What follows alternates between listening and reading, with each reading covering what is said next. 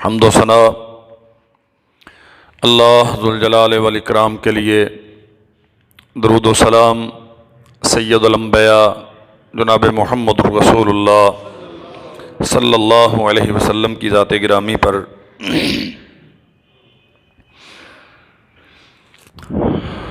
انسانیت عز و شرف کا نام ہے، اور یہ انسانی معاشرہ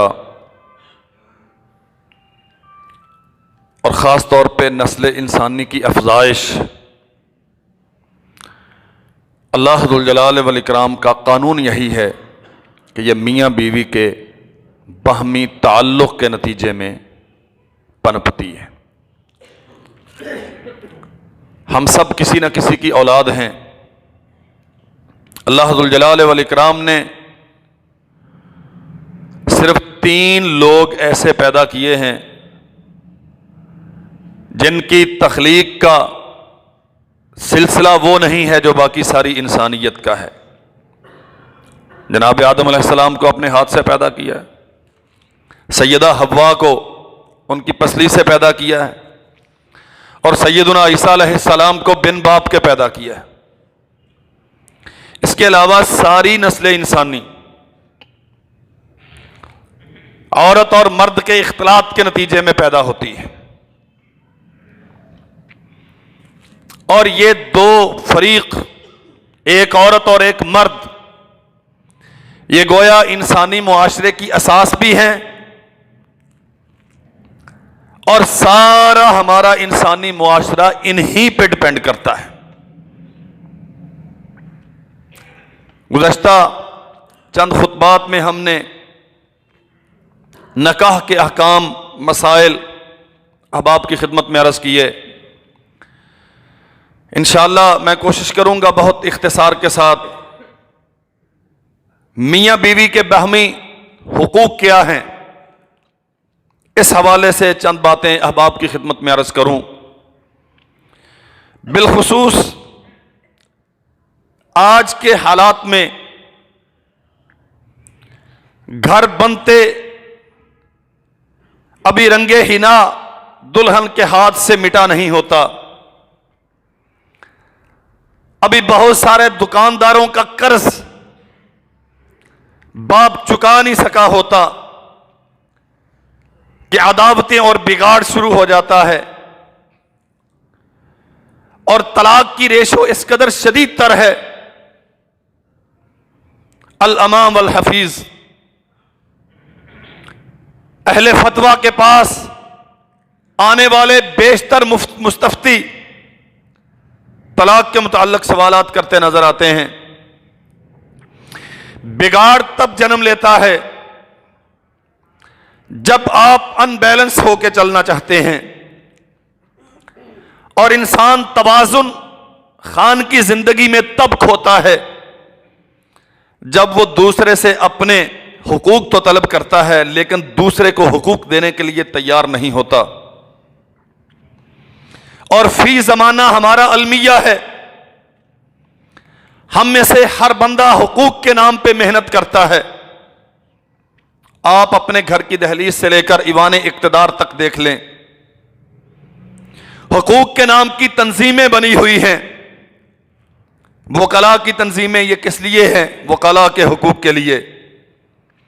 عورتوں کی تنظیمیں عورتوں کے حقوق کے لیے، اسٹوڈنٹس تنظیمیں اسٹوڈنٹس کے حقوق کے لیے، ٹیچرز یونین ٹیچروں کے حقوق کے لیے، لیبر یونینز لیبر کے حقوق کے لیے۔ الغرض کوئی ایک ڈپارٹمنٹ آپ کی زندگی کا ایسا نہیں ہے جہاں حقوق کے نام پہ تحریکیں نہ موجود ہوں۔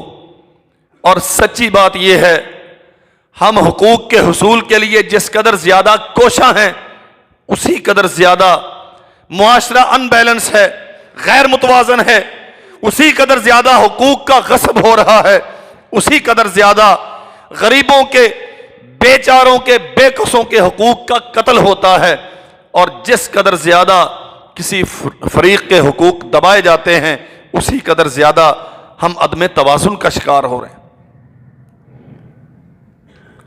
شریعت اور کائنات کا خالق، جو اس سارے معاشرے کو بنانے والا، حقوق و فرائض کا تعین کرنے والا، میں پوری ذمہ داری کے ساتھ کہتا ہوں، آپ سارے بھائی، میری بہنیں، تاجر تنظیمیں، بیشتر لوگ مجھے سننے والے تجارت کے پیشے سے تعلق رکھتے ہیں۔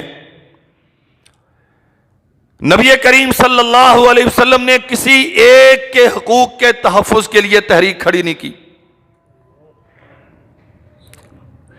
اور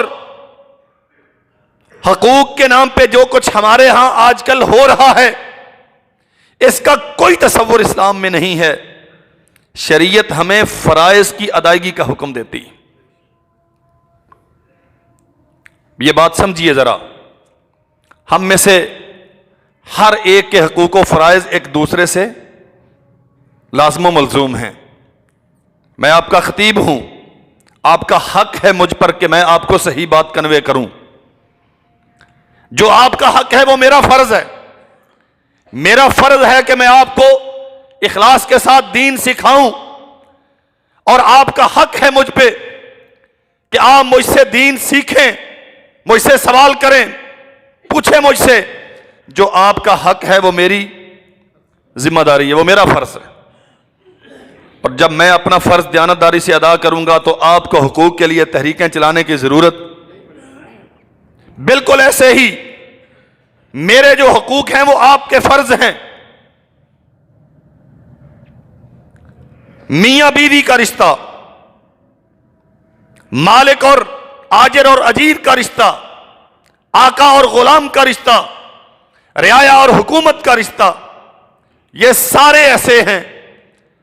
حکومت کی ذمہ داری ہے کہ وہ رعایا کے مال و جان کا تحفظ کرے، اور ان کا حق ہے کہ رعایا ان کی اطاعت کرے معروفات میں۔ ہمارا ان پہ حق ہے کہ وہ ہمارے مال و جان کی تحفظ کرے، اور یہ ان کی ذمہ داری، ان کا فرض ہے۔ میاں بیوی کا معاملہ بھی بالکل ایسے ہی ہے۔ جو میاں کا حق ہے بیوی پر، وہ بیوی کا فرض ہے، اور جو بیوی کا حق ہے میاں پر، وہ میاں پر فرض ہے۔ سو میں حقوق کی بات نہیں کروں گا، میں تو فرائض کی بات کروں گا، کہ معاشرے حقوق کی تحریکیں چلانے سے نہیں سلجھتے، معاشرے ذمہ داریوں کا احساس کرنے سے اور فرائض ادا کرنے سے سلجھتے ہیں۔ اور محمد رسول اللہ صلی اللہ علیہ وسلم نے فرمایا تھا، ایک وقت آئے گا جب حکمران تم سے اپنے حقوق تو وصول کریں گے لیکن تمہارے حقوق ادا نہیں کریں گے۔ اللہ کے نبی، ہم پھر کیا کریں؟ کوئی سیاسی تحریک اٹھائیں، کسی کو اپنا لیڈر بنا کے ٹائر جلائیں، اپنا حق پانے کے لیے پورے شہر کا ماحول خراب کریں؟ سرور کونین صلی اللہ علیہ وسلم نے فرمایا، امت نے پوچھا اللہ کے نبی پھر ہم کیا کریں؟ فرمایا تم اپنی ذمہ داریاں ادا کرنا اور اپنے حقوق اپنے رب کے سپرد کر دینا۔ یہ جتنی تحریکیں اٹھتی ہیں نا، حقوق نسواں، اور میرے خیال میں، میری معلومات کے مطابق، مولویوں نے اپنے حقوق کے لیے ابھی تک کوئی تحریک نہیں بنائی ہے۔ اس کے علاوہ تو ہر طبقے کی تحریکیں موجود ہیں۔ یہ چونکہ اکٹھے ہوتے نہیں ہیں، ان کا اتفاق نہیں ہوتا، سوائے پلیٹ کے کسی اور بات پہ ان کا اتفاق نہیں ہوتا، اس لیے ان کی کوئی تحریک نہیں۔ اپنی ذمہ داریوں کا احساس کیجئے۔ آج کی نشست میں انشاءاللہ میرے سامنے جو کہ آپ بیٹھے ہیں، آپ سے شروع کروں گا۔ خامدوں کی خدمت میں عرض کروں گا کہ آپ کی ذمہ داریاں کیا ہیں۔ ہمارے گھر برباد ہوتے ہیں، شادی کے تیسرے ہفتے جھگڑے شروع ہو جاتے ہیں، اور چوتھے مہینے طلاق آ جاتی ہے، والعیاذ باللہ۔ شوہر سمجھتا ہے کہ آنے والی بے عقل، بے زبان، بے حس، یہ ایک مٹی کا مادو ہے، اسے ویسے کرنا ہے جیسے میں چاہوں گا۔ یہ بات یاد رکھیے، نبی کریم صلی اللہ علیہ وسلم نے فرمایا، یہ عورتیں تمہارے نکاح میں آ کے تیرے گھر میں رہنے کی پابند ہیں، لیکن یہ تیری غلام نہیں ہیں۔ یہ عقل و دانش رکھتی ہیں، یہ اپنی ضروریات اور ترجیحات رکھتی ہیں، وَاسْتَوْصُوا بِالنِّسَاءِ خَيْرًا، اللہ کے نبی فرماتے ہیں خیر و بھلائی عورتوں کے متعلق کسے اختیار کرو؟ عورتوں کے متعلق خیر و بھلائی، سب سے پہلا فتویٰ یہ بات کہنے والے پہ لگتا ہے مولوی رانا مرید ہے۔ ہماری مردانگی ساری نکلتی ہی عورتوں پر ہے، دوستوں میں ٹھیک، بازار میں بالکل ٹھیک، خوش اخلاقی سے باتیں بھی کرے گا، اپنے دوست احباب میں تحفے تحائف بھی ٹھیک دے گا، رشتے ناطے سلجھانے کا، چلانے کا، نبھانے کا سلیقہ بھی اسے معلوم ہے، لیکن گھر کی دہلیز پہ پاؤں رکھتا ہے تو پیشانی پہ بل پڑ جاتے ہیں۔ کیوں؟ ایک تصور ہے، ایک مائنڈ سیٹ ہے ہمارا، عورت کو سر چڑھائیں گے تو یہ رسوا کرے گی، بالکل ٹھیک ہے، عورت کو سر چڑھائیں گے تو یہ رسوا کرتی ہے۔ رسول کریم صلی اللہ علیہ وسلم نے فرمایا اس قوم کی بدبختی کے کیا کہنے جنہوں نے عورتوں کو اپنا لیڈر بنا لیا۔ لیکن میرے بھائیوں، سر چڑھانا اور ہے اور ذلیل کرنا یا عزت دینا یہ مختلف چیز ہے۔